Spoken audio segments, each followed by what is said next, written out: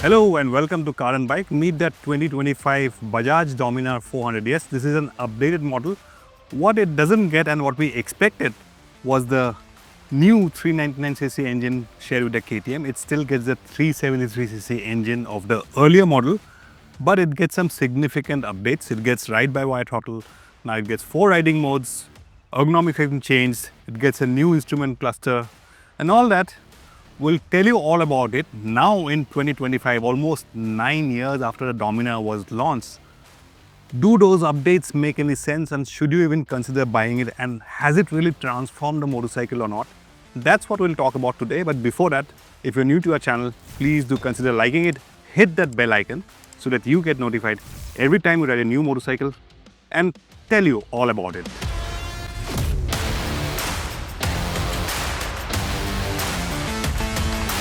So in terms of design, not much has changed on a new Dominar 400. It still looks the same, but this is a motorcycle, kind of a sport touring motorcycle, which nothing else is available at that price segment and in that segment. So it gets some standard features which are quite likable, like this visor. You get this handlebar, knuckle guards, you get a crash guard, and towards the rear you get a standard luggage rack, and you get these very handy hooks to tie your luggage. So it's a kind of a sport touring motorcycle, so it's meant for touring, and it gets all those standard features and quite well kitted out. Straight from the showroom you'll get all the standard features, so quite nice looking features there. But that's how it looks. You let us know in the comments what do you think about the designs, what do you think about the features. And in terms of features, now you get new LCD color instrument console, which is shared with the NS400Z, and you get 4 riding modes: road, sport, rain and off-road as well. Ride-by-wire throttle, of course. How it rides and all that, we'll tell you all about it. But for now, you let us know what you think about the design. It was launched, remember, in 2016 December. It's almost been 9 years now. Do you think it still looks contemporary? Do you think anything should have changed in the design? All that and more, let us know in the comments what your thoughts about the design of the Dominar 400. I know a lot of people still like the Dominar 400 for its versatility. It can be used as a daily commuter, it can be used for touring and all that. But you let us know what you think about the design now in 2025. Now in terms of overall engine performance, not much has changed on the new Dominar 400. So performance, peak output remains the same. But what is different is, of course, the ride modes. A road mode is a slightly docile mode where you feel smooth and sort of relaxed riding. Road mode works well. And sport gives you that added punch which you feel on the throttle, and which the difference is not very stark, but yes, it's noticeable. So for those of you who want slightly more performance or slightly punchier throttle response, probably sport mode will work best for you. Now in terms of overall performance of the engine, it is a single cylinder engine, so there are some vibes, particularly at about over 5,000 RPM to about 6,000, 6,500 RPM. So you will feel some buzz on the pegs. Tractability, I think this is quite a tractable engine. Even in 6th gear, you can go as low as 58, 60 kilometers per hour. You can potter around town. Engine doesn't knock at those speeds, even in 6th gear, and you can pull cleanly from that and go upwards to about 80, 90, wherever you want to be.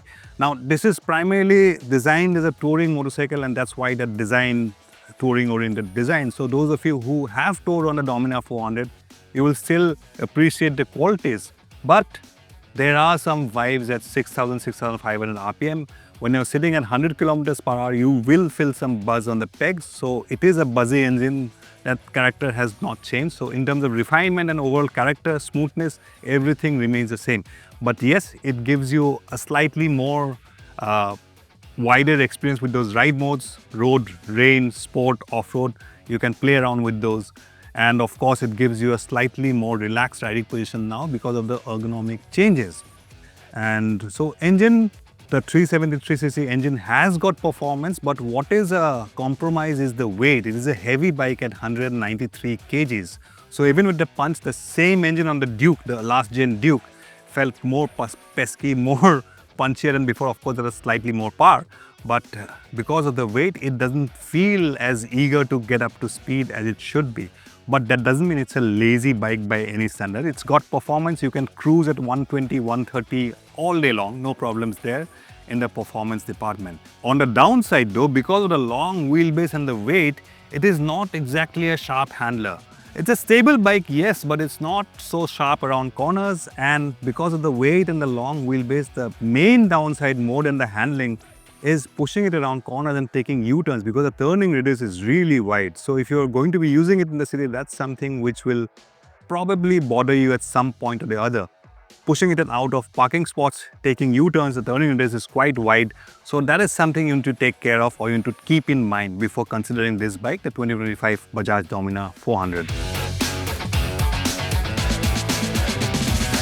So now time to answer the final question. In 2025, is the new Bajaj Dominar with those updates worth considering? Now let's put it in perspective. When it was first launched in 2016 or early 2017, the Dominar had no real rivals. There were not so many 400cc motorcycles in the market. There was the KTM 390 Duke, the last in KTM 390 Duke. Of course, the Royal Enfield Himalayan 411, the previous Himalayan. And there was the Mahindra Mojo as well at that time.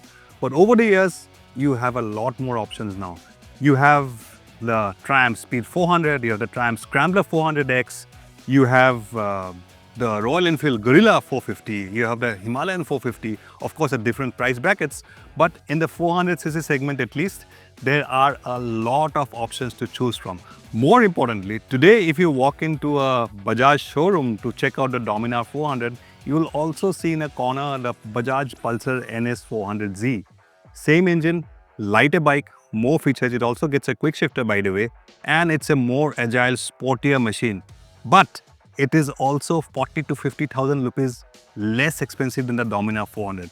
So that's something you will have to decide. I can't help you with that. Should you consider this or should you go for the NS 400Z? But in 2025, that is where the Dominar 400 stands. And is it relevant? You let us know in the comments, and let us know, would you pick this over any other 400cc motorcycle today? In the end, the 2025 Bajaj Dominar 400 has got updated, but it's not really much of an upgrade if you ask me. If it had the new 399cc engine, then I would have definitely said this is now an upgrade, but with just those features, I don't think it is really an upgrade in terms of practicality, and of course the price. The price is at par with a lot of other rivals which you can consider.